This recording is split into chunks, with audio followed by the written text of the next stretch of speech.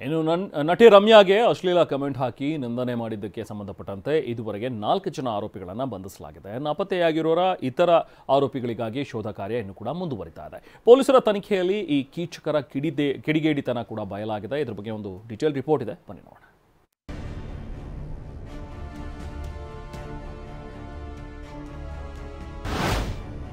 ರಮ್ಯಾಗೆ ಅಶ್ಲೀಲ ಮೆಸೇಜ್ ಮಾಡ್ತಿದ್ದವರ ರಣಬೇಟೆ. ಮತ್ತೆ ಇಬ್ಬರು ಕಿಡಿಗೇಡಿಗಳನ್ನ ಬಂಧಿಸಿದ ಸಿಸಿಬಿ.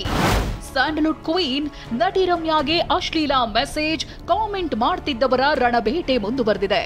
ಸಿಸಿಬಿ ಸೈಬರ್ ಕ್ರೈಮ್ ಪೊಲೀಸರು ಮತ್ತಿಬ್ಬರು ಆರೋಪಿಗಳನ್ನ ಬಂಧಿಸಿದ್ದಾರೆ.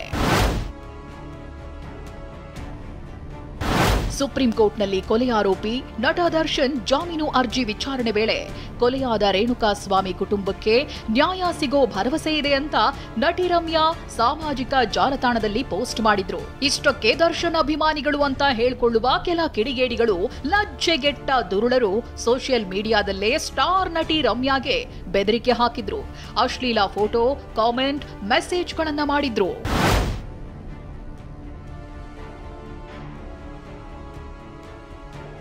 ಪುಂಡರ ಕಾಟ ಹೆಚ್ಚಾಗ್ತಿದ್ದಂತೆ ಕೆರಳಿದ ರಮ್ಯಾ 43 ಖಾತೆಗಳ ವಿರುದ್ಧ ಸೈಬರ್ ಠಾಣೆಗೆ ದೂರು ನೀಡಿದ್ರು. ಪ್ರಕರಣವನ್ನ ಗಂಭೀರವಾಗಿ ಪರಿಗಣಿಸಿದ ಪೊಲೀಸರು 13 ಅಕೌಂಟ್ಗಳ IP ಅಡ್ರೆಸ್ ಪತ್ತೆ ಹಚ್ಚಿದ್ದು ಈವರೆಗೆ 4 ಆರೋಪಿಗಳನ್ನ ಬಂಧಿಸಿದ್ದಾರೆ.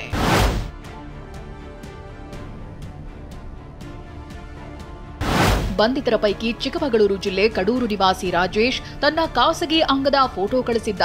ಅಶ್ಲೀಲ ಫೋಟೋ, ವಿಡಿಯೋಗಳನ್ನ ಕಳಿಸಿ ರಮ್ಯಾಗೆ ಕಿರುಕುಳ ನೀಡಿದ್ದ. ಆರೋಪಿ ರಾಜೇಶ್ ನಟ ದರ್ಶನ್ ಹಾಗೂ ಧನ್ವೀರ್ ಅಭಿಮಾನಿಯಾಗಿದ್ದು, ಪಾಪಿಯ ಮೊಬೈಲ್ ವಶಕ್ಕೆ ಪಡೆದು ವಿಚಾರಣೆ ಮಾಡಲಾಗುತ್ತಿದೆ. ಇನ್ನು ಅಶ್ಲೀಲ ಮೆಸೇಜ್, ಬೆದರಿಕೆ ಹಾಕಿದ್ದ ಭುವನ್, ಓಬಣ್ಣ ಹಾಗೂ ಗಂಗಾಧರ್ ಎಂಬ ಆರೋಪಿಗಳನ್ನು ಪೊಲೀಸರು ಬಂಧಿಸಿದ್ದಾರೆ. ಈ ಬಗ್ಗೆ ಮಾಹಿತಿ ನೀಡಿರುವ ಬೆಂಗಳೂರು ನಗರ ಪೊಲೀಸ್ ಆಯುಕ್ತ ಸೇಮಂತ್ ಕುಮಾರ್ ಸಿಂಗ್, ನಾಪತ್ತೆಯಾಗಿರುವ ಆರೋಪಿಗಳ ಹುಡುಕಾಟ ನಡೆಯುತ್ತಿದೆ.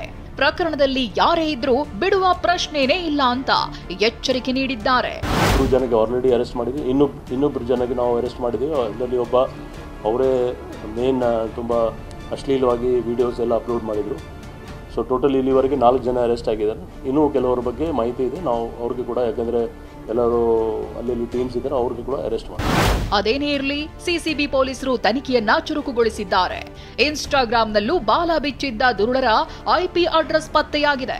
ಸದ್ಯದಲ್ಲೇ ಮತ್ತಷ್ಟು ಆರೋಪಿಗಳಿಗೆ ಜೈಲು ದರ್ಶನವಾಗಲಿದೆ. Bureau report, TV9.